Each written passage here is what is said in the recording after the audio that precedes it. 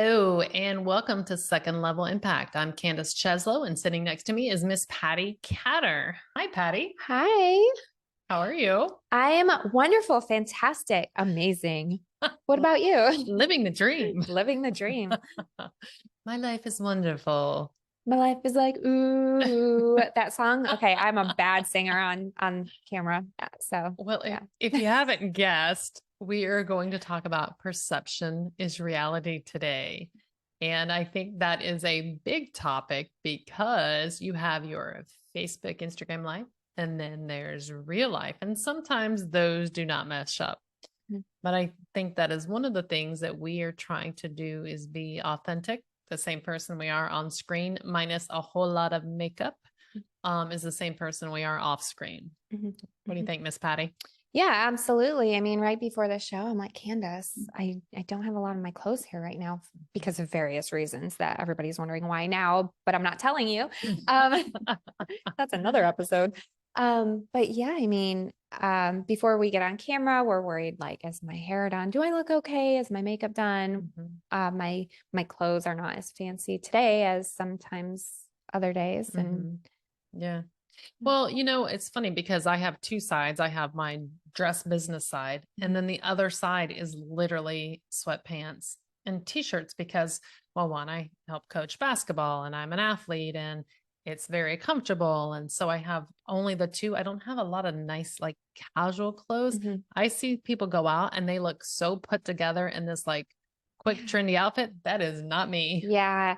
Yeah. I wear a lot of dresses normally. Yeah. For work, yeah, I do. If I go away, I mean, once in a while I'll wear jeans if I'm just going out casual. I'm a jeans kind of girl. But that said, I'm either like dressed up super nice or I'm dressed way down. There's like no happy medium. Yeah. I had a friend in Kansas. Her name is Sherry. That's right, Sherry. I'm looking at you.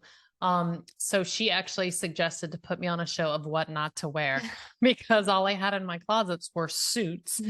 When I was working, there were literally, you were wearing these suits, but I had suits and I had sweatpants. She's like, well, where's your fun go out clothes? I'm like, I don't understand. Yeah. I don't understand that question. What is that? What is that? Like, right? What would that even be?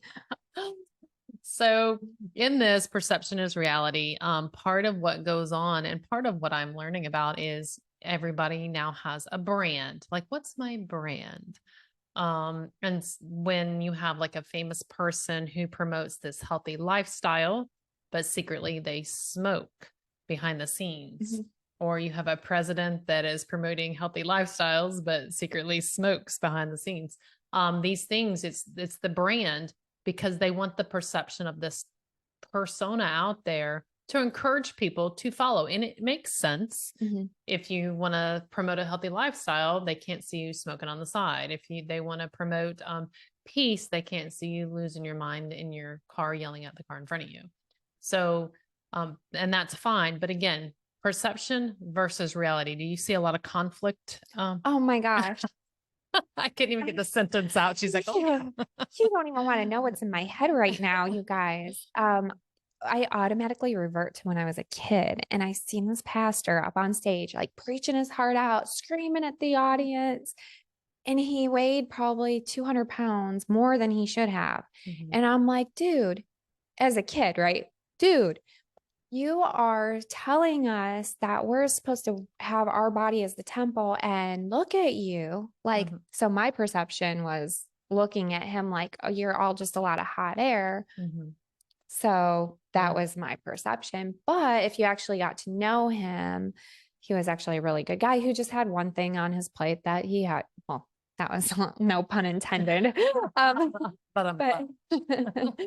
But one thing that he was doing that was outwardly showing that he needed to improve upon, but recognizing now as an adult, we all have those things, right? Yeah. So, and some are just more visible than others. And that's kind of like some people struggle. They might look like they have it all together, but they definitely have a struggle. There is not one person I know, not one successful, stereotypical successful or otherwise that doesn't have a challenge. And that is a fact. And if you think otherwise, we will just DM me and we'll talk. Yeah, right. I think that's really helped me to remember, like, okay, I'm not the only one screwed up here. So are you. We're all screwed up. So let's all just be happy and get along. Yeah, and doing the best that we're capable of doing. I have a friend who's very thoughtful and particular about each word they use, very careful, and they differentiate between pretty and cute. They're two different words, they have two different slight nuances. And this friend is very careful with that. Whereas I tend to think and talk at the same time, which can get you in trouble. And I'm like, I want to be that thoughtful person that's very detailed. And it's just never going to be me. Mhm. So I have to work on being the best I can, smoothing out my edges in areas that I want to improve on, and making sure that I am not comparing myself and trying to be something I'm not. Improving, yes, Mhm. but trying to be something I'm not. I don't. I don't have time for that. Even though I'm inspired by people. Right. I was talking to this military veteran one time, and he gave me his story of what happened in war through his lens.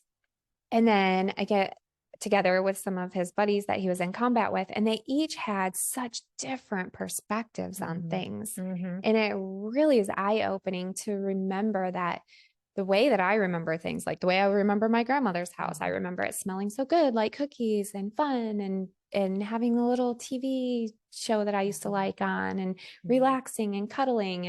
And then my aunt, she had a whole different perspective, like, oh my gosh, your grandma, she was so ornery when she was young. Isn't that you funny? know Yeah. so there's different phases of life too, where we catch a person that maybe my perspective or the way that I viewed them, I had one experience with, but it doesn't mean that that's completely how they are on a whole dimension. It's not who they are. Yeah, we discussed this earlier today that these last couple of years for me personally have been completely unpredictable and very intense on multiple fronts, on multiple levels. It's been intense for me. So if you've met me during this period, it's a you might have a different perception than Patti, who's known me for 20 years. Like Patti knows the good, the bad, and the ugly. So she knows this over here. Whereas if you met me right now, you might be like, woo. There was no ugly. That she is exaggerating there. That's her perspective, which we have a harder time. Our perspectives on ourselves, I think, are harder. What am I looking for? Come on, help me out here. We look at ourselves harder than other people look at us. So my perspective of me, like, maybe I need to be better at this. I need to do this. I need to do that. We talk down to ourselves. We do. In a way that we would never let each other do. Yes, 100%. And so we need to change the perspective inward as well. Oh, absolutely. My friend Bridget Ann, when we first met, she said something to my husband, and we were dressed up for a reason, and it might have been a funeral, but then we go back to the house and everyone's goofing around and the kids start playing football. So I throw the football, and she made a comment like, well, she's, something about the way I was wearing heels, but throwing a football. She's like, is there anything she can't do? And my husband like spit as he was choking on his beverage. Like, well, she can do those two things. And that is it, honey. But, you catch someone in this isolated moment, and that's all you know or see. And that is not who they are. That is not the depth of who someone is, for sure. Oh my gosh, especially if you see somebody on the internet, and I've had it happen to me. And if you do anything on the internet as far as trying to do any kind of public speaking or whatnot, somebody might catch literally 20 minutes of something you said, or 30 seconds of what you said, and automatically they make the presumption of that is that person. So I actually go to this amazing restaurant, and this guy listens to my show. He's probably listening now, but he caught a few things that I've said and automatically just assumed like one thing or another about me. Basically, like I am a strong conservative, and things that I put out there. But also it's kind of funny because he just assumes that I have a perfect life. I guess that's what I'm trying to go at here. But of course, I'm not going to put all my garbage on the internet, Oh, everybody else like, does. what's that going to do? So, you look at me and you're like, oh man, she is totally put together. She has her crap together. Well, sometimes I don't. So Most always. yeah. I'm going to say you most always do have it together. I mean, I try really, really hard to practice what I preach, but But I you work mean, hard at it. I do. That's the That's, big thing is yeah. you work hard at it. And Yeah. yeah, it's not easy. It's not easy being perfect. Yeah. I get called in my family. And it's a personal preference, but I don't like the word religious. But I'm called the religious one. And if you can't see my air quotes, I'm the religious one in the family. And it depends on which group of my friends. And there's no one who's going to be like, who's going to say, oh, she's not a Christian. Everybody knows that. Mhm. But to some people, I am a hardcore Bible thumper that, is probably preachy. But to other people, they're like, oh, no, she's, she just has a faith. Mhm. And so it's the perception, and the perception that you have of someone is based on your lens of your life more than the person and what they are actually doing. Because you can perceive the same identical event, one as being aggressive and a bully, and the other person can see you as a defender and a hero. Look at war. Yeah. Yeah. Look at war. Yeah. My the guy who does my fingernails, Tony, shout out. He gave me a book yesterday and it was talking about basically how to you live your life so you're not being selfish. And that included perception. Like what is your perception? How are you looking at certain things? And are you looking at from an outward situation, but you really need to turn it inward and look at it inwardly. So I'm working on that a lot. And it was kind of funny that he gave me the book in this timing. Because really I am trying to think of how am I perceiving things, but why am I perceiving it that way? And I actually had a phone call quick this morning. I was talking to somebody and he mentioned like, I like that our team that we're working with has we're looking at it as if everybody has the best intentions for our team. And that's what we need to really look at everything like. Yeah. Yeah. I find that when my day starts off strong and I do my personal routines that I need to do to feel healthy, spiritual, reading the Bible, exercising, and having a good nutritional breakfast, my day starts off better and I am more positive and more likely to let things go. And so my perception for the day and disposition is much sunnier and I let things go more.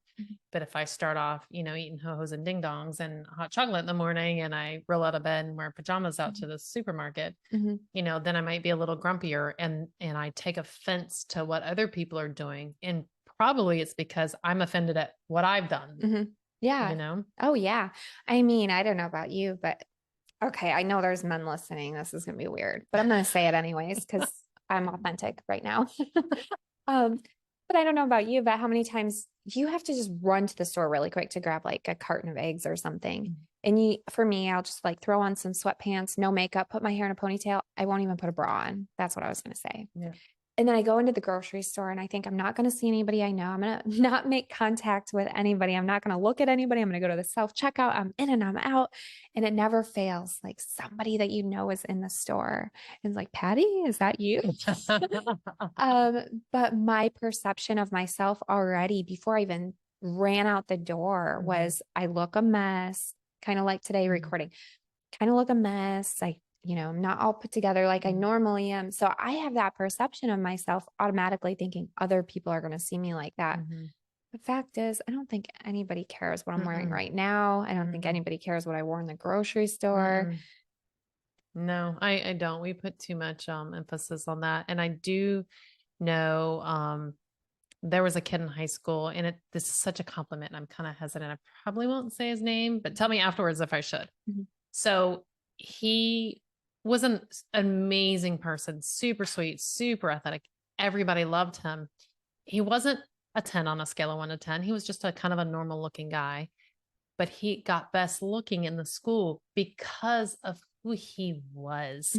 I mean, he was just such a beautiful soul and beautiful person. And that made him the best looking kid in the school. So that perception of who he was, it had nothing to do with how he looked. We all perceived him as this gorgeous guy because he was just so genuine, so authentic. And I feel that's so much more important than putting out these fake vibes.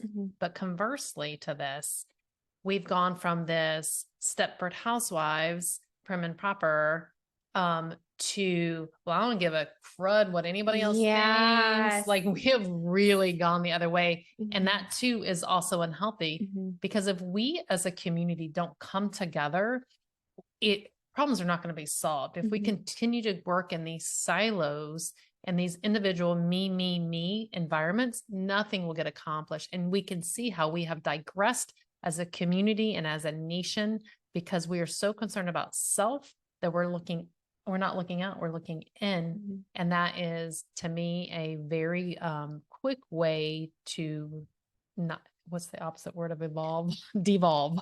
Yeah, when you're looking at other people and saying like, well, this person looks prim and proper, this one looks like a hillbilly, and then the hillbilly is acting more hillbilly because the perception is they're supposed to do that, and then the rich person that's got it together, they start letting some other things creep into their lives, and in the way that we act and the way that we dress, it kind of all wraps up into how much do we let it impact us, and is it going to divide us? So yeah, I think that's where you're going with that. Absolutely. Yeah. It's just perception is reality. You can do that.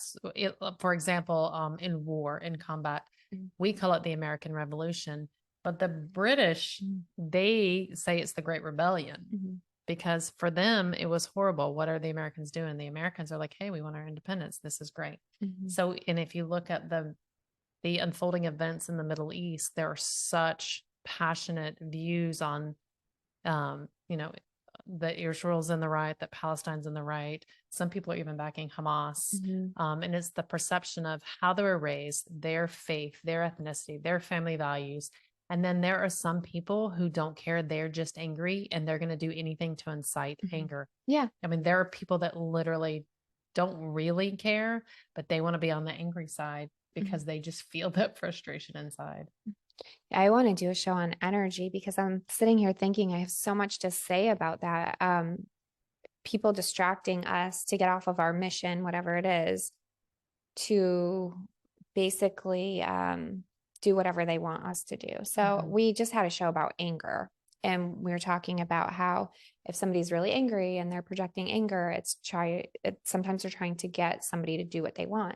Well, perception also, if you perceive something a certain way and you think it's your way and everybody else should do it your way, then your perception is also skewed, and it all revolves kind of around your energy and what you give off and what you get in return and all of that stuff.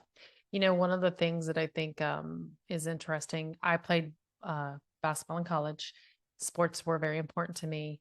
But I don't watch much sports at all. I don't watch professional anything. I don't watch football, basketball, baseball. I don't watch any sports on TV because it's not relevant to my life right now. And I do find it a little strange that we watch strangers play with a ball. Like, and we play. Like, that's so true. It's like funny. Watching kids on a playground. I can do that at the playground. It's like a cat chasing a laser. Right. And it's billions of dollars. Now, do I appreciate and respect their skill set? Absolutely. It's beautiful. I appreciate the strategy. I appreciate the dedication and the work and such. But to me, it's not life altering. I obviously am in the minority, or it wouldn't be the billions and billions and billions of dollars industry. So I realize that my perception is not only is it's just that, it's my perception. I think sports are important to build character. I think it's important to teach people to lose, to win, to fight, to work hard. Like Usain Bolt said, I trained for 4 years to run for 8 seconds. It's insane when you put it in perspective like that, but it is important and it builds up hope. And I get that perception and that side of it. But I also am like, really, we're going to pay $250 to go sit in stadiums and freeze to death when I can see it much better on TV at my house? Like, I find it a little crazy, but I'm obviously in the minority, or it would not be. And I respect that. It's fine. It's my opinion. Yeah, it's so true. I mean, everything that we do, I mean, my perception is I really like my one coffee, and I'm not going to say the name until they pay me, but I like this one coffee. I like going to this coffee place, but I have a friend who hates that coffee place and is like, that place is communist. Yeah. And will not go. Yeah. Lori, in Pittsburgh. You know the coffee I'm talking about. That's my favorite. But all right. This guy's from Pittsburgh too. Maybe it's a Pittsburgh It's a thing. Now that's our Pittsburgh. perception. It's our perception. Mhm. But so things can happen where people will have a perception of you because that's the only time they've ever seen it. So Dan, we had our taxes raised in this community, and we were just so livid because they went up quite a bit. Mhm. And I went and spoke to the school board, and my friend Dan was like, "Oh, you're running for office." Like he liked what I said. Mhm. And I'm like, "Oh, no, no, no, no. You did not want me running for office." But I mean, it was that perception that people had. They did an article. I got a standing ovation as I was walking out because I was so mad at what seemed like an arbitrary increase on our taxes. But anybody who saw me and just met me there would be like, wow, dynamic speaker, let her run for office. That is what they saw at that moment. What they didn't realize is, yeah, I enjoy public speaking, but that was just a frustrated mom, parent, and community member at the time. No, I'm not running for office. So that's really funny. I went to this event and Trump was there, and it was before he was running for president. And I was going to meet this woman there who was expecting to meet me, and she had been following me for quite a long time online. And I'm a spitfire online. If you follow me, I try to be nice and polite, but I'm also very blunt when it comes to standing up for the right things and the right reasons. So, anyways, this lady, she's like, I'm in the crowd here. I'm looking all over for you. I cannot find you. And we're texting each other. And I'm like, I'm right here. And I'm trying to tell her what I'm wearing. And I'm like, how can she not see me? Like, I mean, my face is on the internet all over the place with the crowd that we all follow together because she's in the veteran community space. And so finally she's like, oh my gosh, I think I seen you. I was looking way over your head. I thought you were going to be almost 6 foot tall. And I'm literally like 5'2.5". So her perception was like, I'm this firecracker. I'm this big, tall woman who's very outspoken. And I'm like, I'm actually really short and outspoken. So that is true. What we conjure up in our head yeah. is not usually what the person is like. Mhm. How about the differences? I know you don't like watching mainstream media, but even in the background, we know stereotypical like a Fox Network versus CNN Network. How do you think they portray, let's say, presidential candidates, hypothetically speaking? Right. Like if you were to listen to one, you would think this person was amazing, but if you listen to the other network, you think the other person's amazing. And I don't know if that's perception is reality more than just paid advertisement.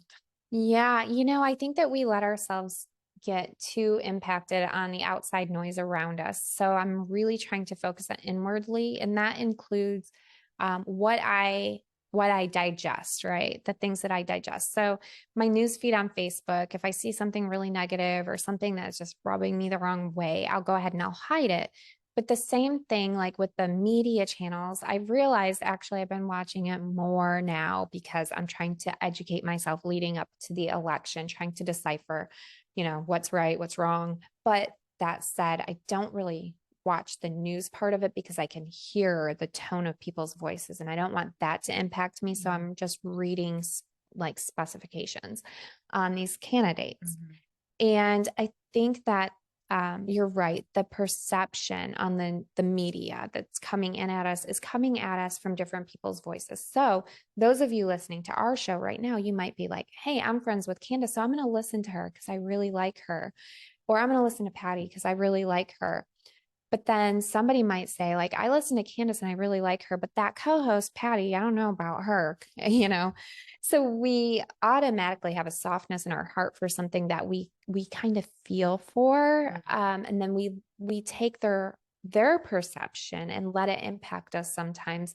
And I'm trying to really separate myself from, okay, Candace can have her views and I can have my views, but what are my views? Like really my views, like without any outside noise. It's really hard to get to sometimes. Oh, it truly is. Can you imagine? And some of the issues that I don't necessarily care about in politics, I don't think they have a real place in politics. And they are big front and center issues now. And I'm like, this is a fundamental right or a fundamental wrong. Why are we discussing this? So those things happen. But I also, so perception is reality in politics. So for me, one of the number one issues is security of our nation, simply because, like your home, if you don't feel secure in your home, it brings chaos. So that is a big issue for me. But for other people, there are issues like they are voting only on abortion, or they are voting only on gun rights, which to me is a smaller subset. And if we don't have security in our nation, then we can't even get to the smaller subset of things. So I'm looking at things like from a big strategic picture, in my opinion, in my perception. Whereas other people, like Mother Teresa said, the worst thing in the United States is the abortion issue. So she may be a single issue voter, and that no matter who it was, that's how she would vote. And that's fair. That is your perception. I don't think someone is right or wrong in their beliefs because I haven't lived their life. But these are big things, these voting issues. It's a perception. This is the number one most important thing for how I'm going to vote. And I don't care about all the rest of it. Yeah, there's a lot of static out there. And then if we start listening to that static, it can cause all sorts of emotions in us. So yeah. Oh, absolutely. And I love conspiracy theorists.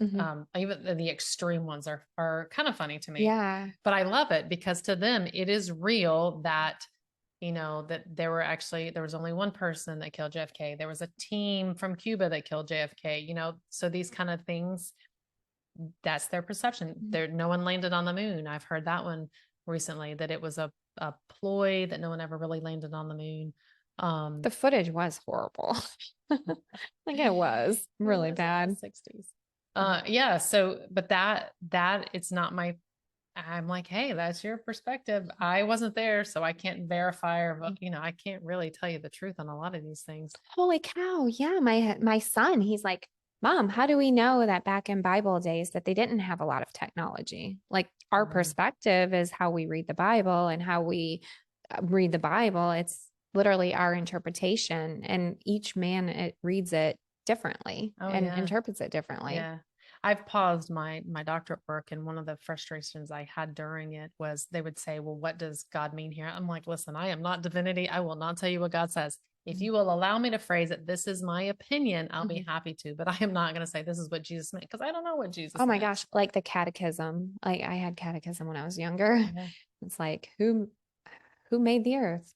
And obviously God made the earth, you know, but you're literally programmed to believe certain ways in different things, and it impacts your perspective. Yeah. And that's, you know, kind of the final note on this is that our perspective is being shaped from the day we're born. Our perspective is impacted by the lives that we lead. And our perspective is, it is only from one scope. Even no matter how open-minded you are still viewing it through the lens from which you understand best. So it's not right or wrong, but it is perception is truly reality. Absolutely. And we need to wrap it up. Time is up. So thank you all for listening. I appreciate you. Make sure you tune in on our social media networks. And then if you're listening to AM/FM radio, Rebel Radio, thank you for that.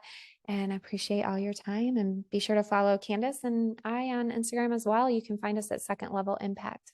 Yep. Until next time. Thank you.